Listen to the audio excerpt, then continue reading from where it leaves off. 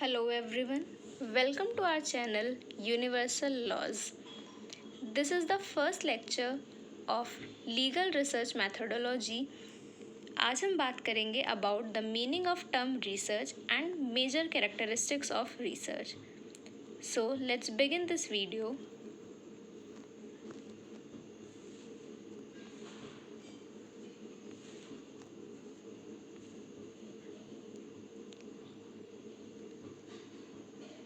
Yes, meaning of research. The word research as it itself हमें पढ़ने में ही समझ आ रहा है कि रिसर्च जो है वो दो टर्म से मिलकर के बना हुआ है, re and search. Re means again और repeatedly and search means to find out. Thereby research means कि अगेन और रिपीटेडली आप कुछ फाइंड आउट कर रहे हैं, किसी चीज़ के बारे में सर्च आउट कर रहे हैं. The term research is derived from a French word recherche, which means to search or to go out seeking. Research क्या है? रिसर्च एक फॉर्मल, साइंटिफिक और एक सिस्टमैटिक मेथड है of finding out some specific information about some specific topics. जब भी आप कुछ रिसर्च करते हैं तो आपके माइंड में एक स्पेसिफिक टॉपिक होता है कि आपको इस बारे में इस टॉपिक के ऊपर रिसर्च करनी है और उसके टॉपिक के ऊपर आप काफ़ी कुछ इन्फॉर्मेशन कलेक्ट करते हैं, डाटा कलेक्ट करते हैं और ये सब आप एक सिस्टमेटिक मैनर में करते हैं. इस कंप्लीट प्रोसेस को ही रिसर्च कहा जाता है. For example, if you want to conduct a research about the impact of e waste management on environment, कि किस तरीके से ई वेस्ट का क्या इम्पैक्ट पड़ेगा लॉन्ग टर्म में ऑन एनवायरनमेंट, इस टॉपिक पर अगर आप रिसर्च करना चाहते हैं तो आप क्या करेंगे?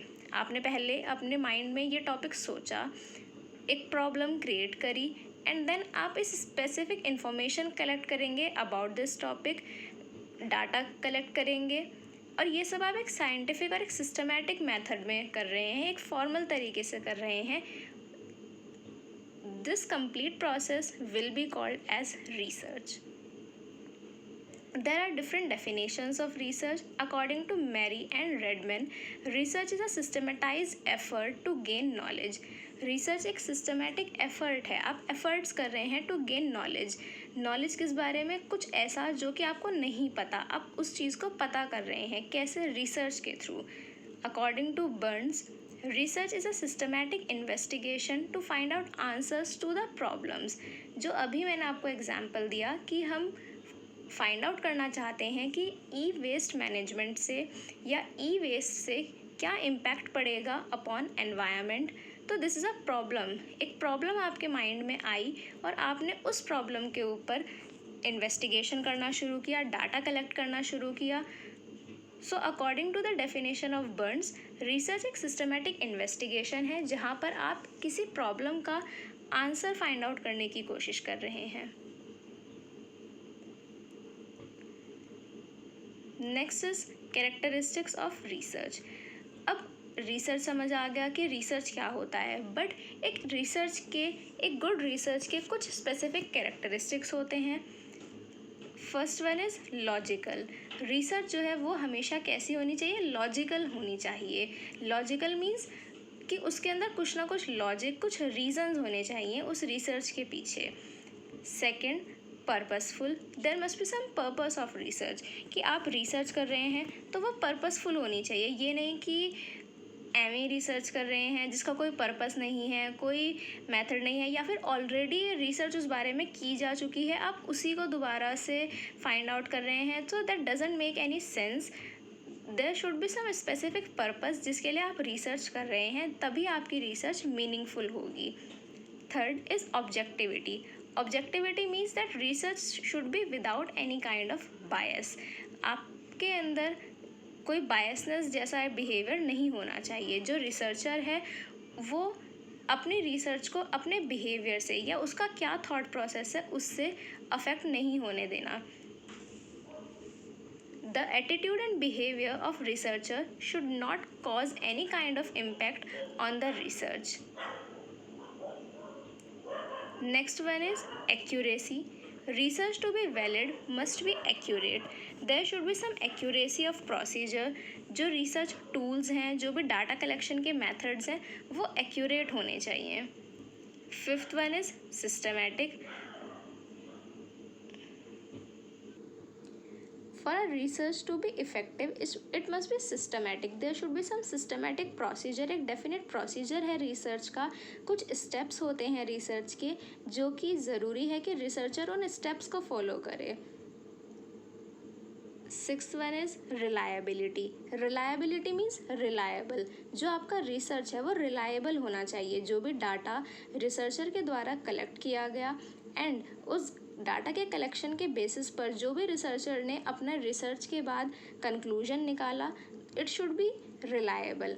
अब रिलायबिलिटी को कैसे टेस्ट किया जा सकता है कि अगर एक टॉपिक को लेकर के रिसर्च की गई 2-3 लोगों द्वारा, तो there should be consistency of result. या फिर एक ही रिसर्चर ने उस चीज़ के बारे में रिसर्च करी तो जो रिजल्ट आ रहा है इट शुड बी कंसिस्टेंट होना चाहिए. That will make a good research. Seventh one, it is a patient and unhurried activity. जो research है एक long process है. ये नहीं कि आपने आज research का topic सोचा and एकदम से data collect कर लिया और एकदम से आप किसी conclusion पर पहुंच जाएंगे. This is not possible. Research एक patient activity है which requires a lot of patience and it is an unhurried activity. कोई जल्दबाजी का काम नहीं है.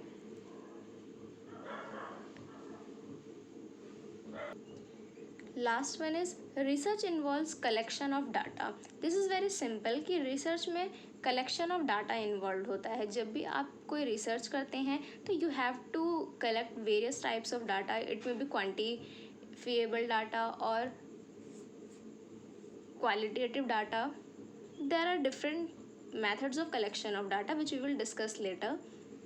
So these are the 8 points which are the main characteristics of a research. So इस video में हमने बात करी about the meaning of research in a very simple terms and the major characteristics of a good research. किसी भी research में क्या major characteristics होने चाहिए इस बारे में हमने बात करी.